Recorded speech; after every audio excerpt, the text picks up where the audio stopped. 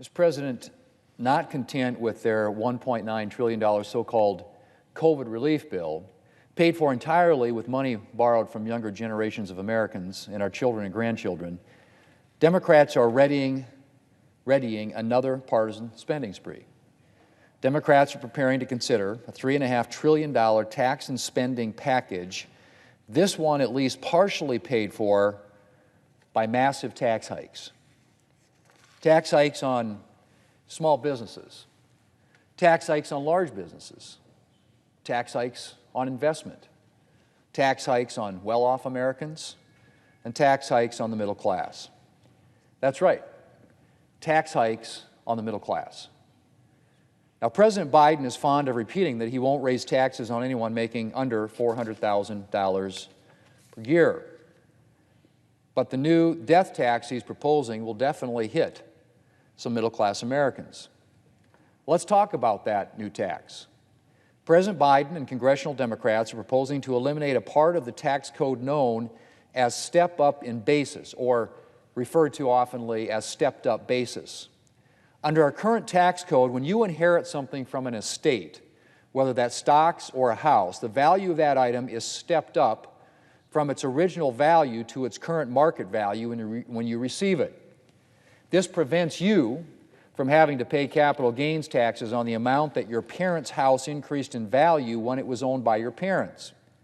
Let's say you inherit a house that your parents bought for $100,000, but it's now worth $500,000. Under current law, when you inherit that house, you are not liable for taxes on the increase in value from the time your parents bought it. The house is transferred to you at its current market value of $500,000. So if you sell the house right when you inherit it, you will receive the full value of the house instead of having to pay taxes on the amount that the house increased in value while your parents owned it. And if you sell that house 2 years later for $650,000, you're only required to pay taxes on the $150,000 in value it gained while it was in your possession. Under Democrats' proposal, however, capital gains taxes would automatically be triggered upon death if the increase in value of an individual's estate has exceeded a certain amount. So if your parents' house or the family farm or other assets have increased in value more than Democrats deem desirable, you would now owe capital gains taxes on the amount of that increase immediately after your parents' death, minus the amount Democrats choose to exempt. And there are plenty, Mr. President, of middle-class Americans around this country who would be paying this tax. You wouldn't be protected just because you make under $400,000 a year. Now, the President has tried to get around this by arguing that Democrats would be taxing dead individuals, not living ones. So if your parents die and pass on their estate, the argument suggests the tax that you have to send to the federal government isn't a tax on you, but on your parents. Well, who does he think he's fooling? Who's going to experience the loss of that money? You or your parents? Who's going to be writing the check to the federal government?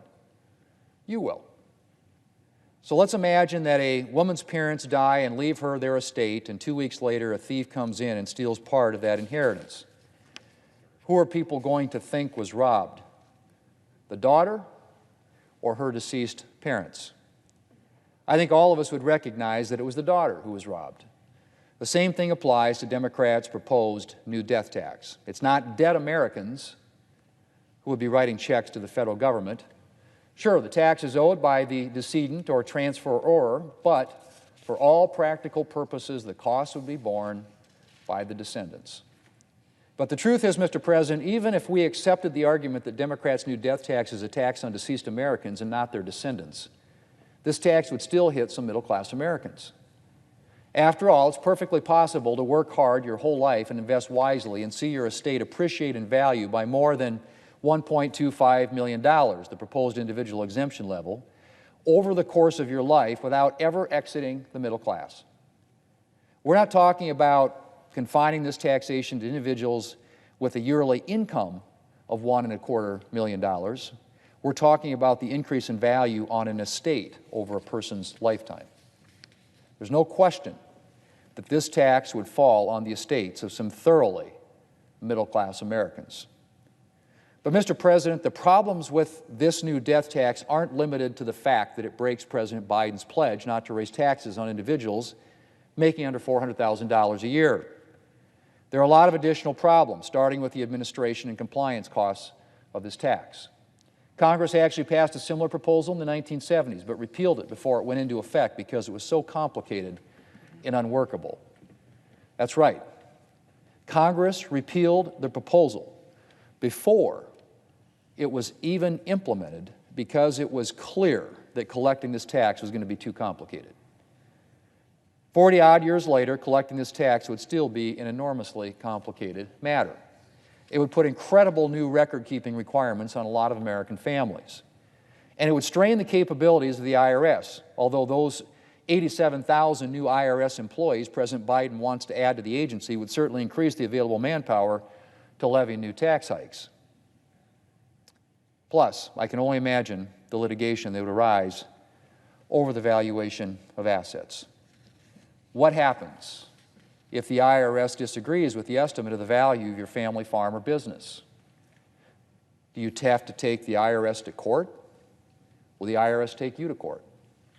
In addition, Mr. President, there's a very real danger that Americans would be paying taxes on non-existent gains, in part due to inflation and the natural expansion of the economy. Recent economic reports are raising concerns that with the administration's robust new entitlement spending, Americans could be shouldering the burdens of significant inflation now and long into the future. But Democrats' new death tax would not account for inflation on an asset like a family-owned farm or a business, which means Americans could be paying a lot of money in taxes on non-existent gains. Finally, Mr. President, I want to talk about the threat that this tax poses to family farms and businesses. Now, Democrats claim that they will defer this tax for family farms and businesses as long as a member of the family inherits and then runs the farm or business. But it's completely unclear what this will look like in practice. Will family members refer only to sons and daughters? What if a stepson wants to take over the farm? Or a niece? Will the inheritor still be subject to the tax then, which could result in their having to sell that farm the niece wants to run? What happens if two or more of the children want to run the farm? Mr. President, there are a lot of unanswered questions, and of course it's important to remember that Democrats would only be deferring the tax. So if the time ever comes when the family wants to sell the farm, maybe it's getting hard to run and a neighboring family is willing to buy it, the family would have to pay those taxes that were deferred when their mom or dad died. If that family farm has been handed down through a few generations already, it's completely possible that paying those taxes would consume a big part of that legacy. Mr. President, there's a reason 13 House Democrats sent a letter to House Democrat leaders expressing their concern about the proposed step-up in basis repeal. It's because this tax would pose a real threat to the continued existence of family farms and businesses. It's the same reason that those in agriculture and small business communities oppose this new death tax. I was proud to lead all 50 Senate Republicans in a letter last week urging President Biden to drop this misguided proposal. And I will continue to do everything I can to protect family farms and businesses from this new tax. Mr. President, there should be a limit on how many times the federal government can tax you.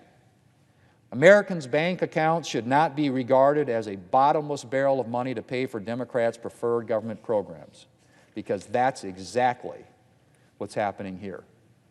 Democrats want to massively and permanently expand government, and they're looking to Americans and American businesses to pay for their social experiments. And they apparently haven't spent much time considering how our economy or American families would suffer as a result of their tax and spending spree. Mr. President, middle-class Americans should not have to see their inheritances shrink to pay for Democrats' spending. And family farms and businesses who already face challenges from our current death tax should not have to be worrying that a new death tax will spell the end of their hard-earned legacy. Mr. President, I hope the Democrats will think twice before moving forward with this new tax increase on Americans. And I yield the floor.